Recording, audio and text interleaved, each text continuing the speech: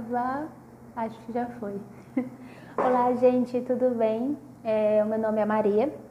Eu sou doutoranda do programa de pós-graduação em estudos de literatura da UFSCar. Eu sou bolsista CAPES e atuo no Comunica há 5 anos, desde 2015, e eu também estou no LABEP, que é o nosso laboratório de edições.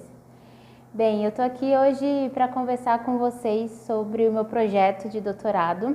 Eu não sei se esse vídeo vai para o YouTube, mas eu estou com o objetivo de deixar o mais espontâneo possível, no sentido de que talvez um dia os meus filhos, que há 30, 40 anos, eles possam ver esse vídeo e falar: nossa, mãe, a senhora fazia vídeo do YouTube, né? Bem, eu vou tentar não ser muito prolixa, o que também não vai acontecer porque eu tendo, na verdade, a ser prolixa, mas eu vou tentar resumir o que é meu doutorado hoje, a minha tese. Eu comecei o doutorado em 2018, eu não emendei, então eu terminei o mestrado em 2017 e comecei o doutorado em 2018. Eu não tinha bolsa CAPES quando eu comecei, eu fui tê-la depois. E quando eu entrei no doutorado, eu tinha um projeto diferente, não é o mesmo de hoje. Diria que tem... tô suando, Manaus é tenso, gente. Mas eu diria que é um projeto que hoje conversa com o que eu faço, talvez assim, não de uma forma tão, digamos, instantânea, mas eu comecei estudando sobre autoria. Então, quando eu estava no começo, né, do doutorado, eu tinha muita vontade de estudar sobre um conceito que o Dominique Manguinot desenvolve sobre a autoria, e eu estava super decidida a estudar, só que no primeiro LABEP, no primeiro seminário, que aconteceu em 2018, eu sentia que eu não estava assim muito próxima da minha pesquisa, né? Então foi algo que era reparado com a minha orientadora, era reparado com a banca de arguição do CELIT, né? A gente tem um seminário de estudos de literatura, né? Então a gente passa por uma arguição, para o debate de projeto.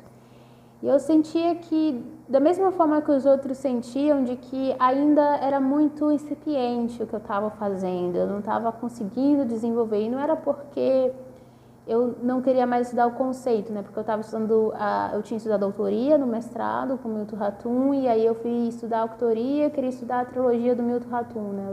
Os últimos livros, né? Que ele lançou naquela época, ele tinha lançado só um livro.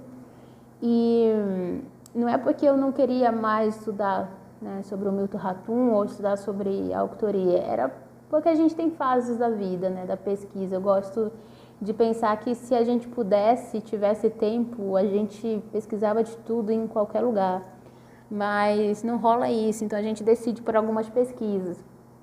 E algumas a gente engaveta, né? Vai que algum dia a gente consegue retorná-las, e foi isso que aconteceu, né, com o primeiro projeto de doutorado, porque eu decidi engavetar. Mas também não foi assim uma coisa: nossa, você decidiu do nada engavetar, como que foi esse processo, né? Nesse meio tempo, né, que eu estava sem bolsa, eu tinha que me sustentar, ter o meu dinheiro. E aí eu comecei a trampar, né? Tá balançando um pouco porque eu tô na mesa, eu vou sair. Eu comecei a trampar na área do marketing digital. Era uma coisa nova para mim, então naquele período, na verdade, estava bombando, né? Não sei se já tinha começado antes ou... Enfim, eu sei que eu tinha uma formação, né, acadêmica, digamos assim, uma carreira acadêmica no mestrado de estudos de autoria. Então isso me ajudou, né, no que a gente pensa hoje sobre a performance de autor em blogs, mídias sociais. Então aquilo chamou a atenção, né? Fui conseguindo os trabalhos de freelance, me sustentando, e aí eu fui, tudo que eu tinha aprendido no mestrado, eu aplicava no meu dia a dia com performance autoral, né? E tanto que hoje eu trabalho com preparação de textos, mas dessa parte de autoria mesmo, né, das pessoas, como elas podem se desenvolver, escrita criativa, etc. E nesse meio tempo, né, eu já estava trabalhando nessa área com um projeto de doutorado. E aí no final do ano, né, depois a gente no primeiro ano se dedica a fazer disciplinas, estágio e tal, no segundo ano também. Mas assim, eu sempre viajo no final de ano para minha terra, acho que meu sotaque deixa bem visível que eu com certeza sou de alguma região do norte, nordeste, então com algumas nuances são calências ali que eu acho que já estão presentes no meu sotaque. Mas eu tinha que voltar para Manaus, né, no final do ano com os meus pais, e aí veio aquele negócio do tipo, eu tinha feito muitas disciplinas, então tinha muitos artigos para fazer. E eu sempre fui uma leitora, digamos, nunca fui uma leitora de tela, né? Nunca foi algo assim. Eu via os meus amigos com o Kindle, os tablets da vida, né? Que todo mundo desejava ter um tablet, né? Era um sucesso, uns 5 anos atrás, sei lá. Mas eu nunca tive essa vontade, também não tinha dinheiro também, né? Mas no final do ano, com umas Black Friday da vida que a gente tem, eu falei, vou comprar um Kindle. Aí eu comprei o Kindle e foi a oportunidade de conciliar, converger, na verdade, vários momentos. Porque era um período que eu estava começando a estudar sobre SEO, sobre algoritmos. Eu já estudava, na verdade, mas eu tinha muitos dos meus estudos ainda na autoria, nos teóricos que eu tinha lido na época do mestrado, mas eu estava começando a conhecer outros campos.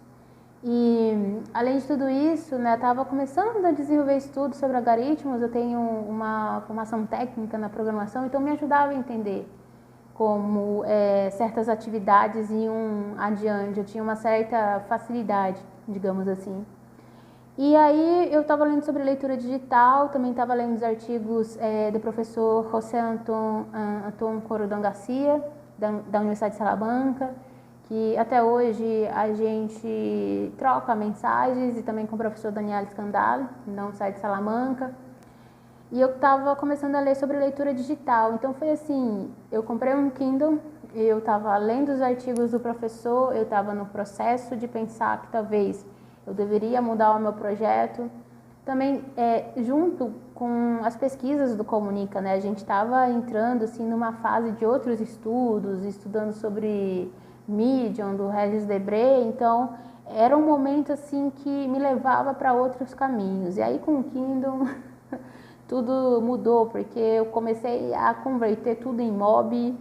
Eu passei de novembro até abril de 2019 só com Kindle. Então eu não lia no computador, que era o mais próximo que eu tinha quando eu era meio obrigada a fazer isso nos PDFs da vida, ou eu pegava os livros da biblioteca e tal, mas naquela época eu fiquei com o Kindle e eu falei, gente, tem alguma coisa aqui, né? Eu sentia que eu precisava desenvolver mais, sabe? E me chamava a atenção. E aí eu fui desenvolvendo. Eu já tenho 8 minutos, não sou nada prolixa, né? Bem irônico. Mas tento falar muito como agora. Mas enfim, a ideia é deixar espontâneo. E aí eu fui, então, mudando o projeto. Foi surgindo várias ideias, eu fui coletando informações, eu fui sabendo... Na verdade, acho que outro motivo que é presente na minha tese é de que eu comecei a estudar sobre humanidades digitais e eu comecei a ler outros teóricos em outros países porque eu não encontrava o que eu queria no Brasil. Então, ainda, né, eu não sei, é uma suposição. Eu acredito que as pessoas elas estão estudando o que eu estudo, que é a relação da literatura e algoritmos. Aliás, a gente tem um grupo, né, de pesquisa, né, que estuda literatura digital, que tem o Atlas na Universidade Federal de São Carlos. Depois a gente vai conversando aí, ou depois alguém coloca aqui os dados do Atlas. Mas ainda era muito assim disperso, sabe, do que eu queria estudar, porque eu queria estudar a circulação do literário em relação com os algoritmos, a maneira que a gente entende quais são as formas de circulação e distribuição dos livros. Dando um exemplo prático que eu sempre gosto de pensar, foi dos call to action da vida, né? Então, chega aqueles call to actions da Amazon de tipo 30%, 40%, aí você fala, mas eu compro, aí você quer comprar um livro que, sei lá, custa R$70 e eles abaixam o preço para 30. Aquilo me incomodava, na verdade. Me incomodava porque eu ficava pensando, gente, mas baixou tão assim o preço, né? Eu pensava nas editoras, nos autores, tinha algo ali que me chamava a atenção. E também do modo como essa circulação do literário estava nos call to actions, estavam nas resenhas, estavam nos blogs, estavam nos booktubers, enfim, estava em vários lugares nessa forma de circulação. E aí eu acabei desenvolvendo um projeto muito incipiente na época. Eu tinha uma ideia de fazer uma coleta de dados, porque eu tinha lido um artigo, na verdade era um grupo de pesquisa, desculpa, não vou lembrar agora, era da Universidade de Vermont, que Estados Unidos, acho que é esse nome, e eles estavam estudando estruturas narrativas. Então eles tinham criado um algoritmo que junto com um projeto Gutenberg, que tinha digitalizado os livros e aí comparava os dados, né? Esse algoritmo conseguia comparar os dados e traçar, digamos, entre aspas, um storytelling, né? Estruturas narrativas baseado na positividade. Então eles utilizavam de algumas palavras que esses próprios programas, os próprios algoritmos coletavam. E aí eles criavam, digamos, estatísticas de como teria essa estrutura. E na época eu estava muito nessa vibe, assim, do tipo, será que a gente tem estruturas parecidas? Provavelmente, né? Pensando aí no mercado, nos nichos e todos que nós temos, né? A gente sempre vai ter estruturas que são muito semelhantes umas às outras, mas o questionamento não era esse, era saber quais eram essas estruturas narrativas. E aí, era o primeiro projeto, todo mundo ficou, nossa, Maria, a ideia era criar um algoritmo também, né? Eu queria desenvolver um projeto muito semelhante a essa universidade nos Estados Unidos. Só que daí depois eu fui desenvolvendo mais, é claro, a gente começa a pensar nas dificuldades que uma pesquisa pode ter e também o tempo, né? Eu tinha feito que talvez se eu fosse dar a dica hoje era não fazer um projeto de doutorado assim no meio, né? Não era bem no meio, era o segundo ano, mas sempre é aquele momento assim, estamos pisando em determinados lugares, né?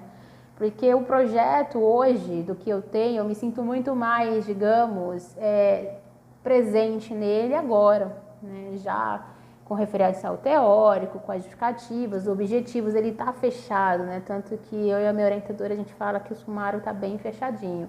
A ideia agora é coletar dados e a gente desenvolver, né? E esse projeto, então, ele foi mudando, na verdade, né? Desde lá, esses dias eu encontrei até algumas referências que me fizeram construir o que é ele hoje. E só para já ir encaminhando para o final, senão eu acabo me alongando muito, teve uma disciplina em 2019 que também foi um outro momento, assim, eu acho que eu destacaria os seguintes momentos da minha tese de doutorado. O primeiro, quando eu decidi mudar, que foi o Kindle, que eu falei, tem alguma coisa aqui, eu preciso analisar, eu preciso observar. O outro momento foi quando eu percebi que os algoritmos tinham uma relação muito mais, digamos, tinha uma relação potencializada com a literatura. Porque quando você pensa em literatura e algoritmos, o que você pensa, né? Como que a gente vai unir essas duas áreas? E eu gosto muito, tem um teórico brasileiro, que é o Sérgio Amadeu Silveira, está muito presente também no Comunica, nas leituras, que ele comenta que os algoritmos não é só uma questão de solução, né? As pessoas têm muito essa ideia de que ele vai solucionar, né? Então você cria um programa, coloca os comandos, os resultados, tal, ele consegue atingir. Ele tem uma finitude, né? Todo algoritmo tem uma finitude. Mas o que me chamava a atenção é que às vezes a gente não prestava atenção nisso, né? A gente vai lá e compra da Amazon, ou a gente vai lá e baixa lá os livros, né? Enfim, ele tem uma finitude que às vezes a gente não olha para as questões, digamos, sociais que estão involucradas a ele, né? Todo algoritmo tem uma performance, como o Sérgio Amadeu afirma. Todo algoritmo, se ele tem uma performance, então ele altera sujeitos, ele altera espaços. E era essa parte que eu queria entender, como que os algoritmos estão alterando, ou interferindo, ou construindo novos espaços para a literatura. Ou como a gente costuma chamar no Comunica do literário. De que maneira eles estão fazendo isso? E hoje a nossa ideia é realmente desenvolver por esse caminho, através dos teóricos que a gente hoje tem na tese, que é o Evans Owen, com o sistema literário, o discurso literário do Dominique Manguinot, que eu já tinha estudado, e eu vou, de novo, desenvolver mais a teoria, porque tanto assim, não vai dar tempo aqui para falar, mas os dois têm. Eu costumo dizer que eles têm métodos semelhantes, mas aplicações diferentes. Então, eles têm umas diferenças bem significativas. Aí cai o Bourdieu também, que é muito presente também nas duas teorias. Enfim, outro momento, então, desses todos que eu já estou me alongando, seria do ranqueamento. Eu não tinha, assim, o ranqueamento hoje em dia, eu não diria que é a palavra-chave no meu projeto, mas ele está dentro, porque todo algoritmo é uma forma de ranquear, ele sempre está ranqueando para ter os melhores resultados. Então, para mim, a ideia era de que se o algoritmo é uma forma de ranqueamento, se ele está coletando os melhores dados para alguém, para uma instituição, a gente precisa estudar o que é ranqueamento na sociedade. E como que eu vou fazer isso? Então, quando eu fui fazer uma disciplina Objetos Historiais, que aliás era com a Luciana, eu decidi entrar na vibe do tipo, eu vou estudar rankings, de alguma forma. Porque eu queria observar como isso acontece, né? Eu queria ter essa abordagem estatística que eu já via presente em outros lugares, mas eu não via presente na minha vida, nunca tinha olhado para isso, né? Embora eu tivesse ali no campo do marketing digital, eu não era, digamos, o lugar que eu estava mais presente. Eu estava numa outra parte, preparação de texto, preparação com autor e tal. E aí eu fiz um ranqueamento da Publish New e foi assim muito interessante porque hoje ele rendeu tantos dados para mim. Na época eu fiquei 3 meses analisando o ranking da Publish New, ao ponto de pensar que já no final, nas conclusões, eu era o próprio ranqueamento, né?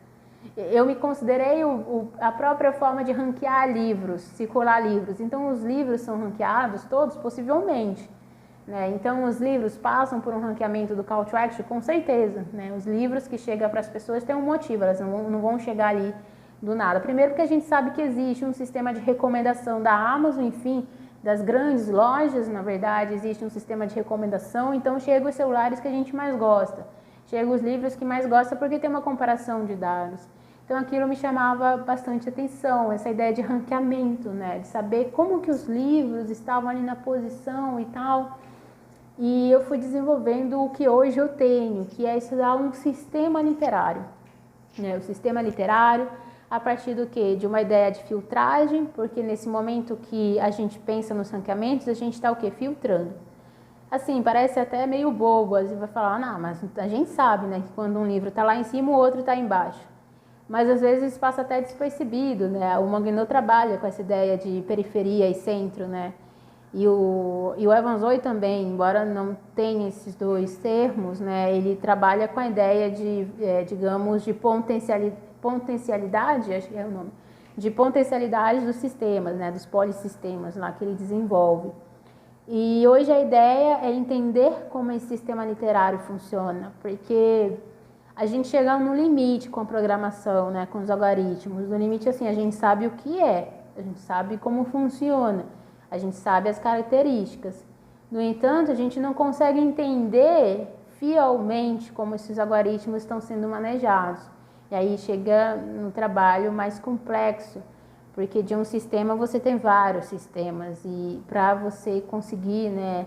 Eu acho que esse é o diferencial que a gente quer fazer, é que para a gente não basta só descrever, né? A gente vai descrever, né, os sistemas que esses algoritmos estão relacionados, mas a gente quer entender de que modo realmente mostrar como esses algoritmos estão interferindo pela linguagem, né, que está sendo utilizada, pelas estratégias, pelas coerções, né, discursivas, né. Bem, eu acho que eu já estou finalizando, já tem seus 20 minutos aqui. Eu agradeço quem chegou até aqui e escutou essa fala. Eu acho que eu poderia passar mais tempo aqui falando. Eu sou, às vezes, um pouco falante, às vezes também não, né? Sou uma introvertida, bem extrovertida, mas é isso. Eu acho que é um bom começo da gente começar a se conhecer melhor, saber os níveis, não é bem níveis as palavras, mas saber os lugares que a gente está, né? E espero, né? Não sei se esse vídeo vai para o YouTube, mas se for para o YouTube, quaisquer comentários que vocês tenham, vocês podem colocar no campo de mensagem ou enviar e-mail para mim, claudiamariaserrão@gmail.com, e eu também estou no Instagram. Eu diria que eu estaria no Facebook, mas eu não uso muito o Facebook, eu estou mais no Instagram, e aí vocês podem procurar Maria Serrão _. Acho que é isso, gente. Muito obrigada. E a gente se vê por aí, né?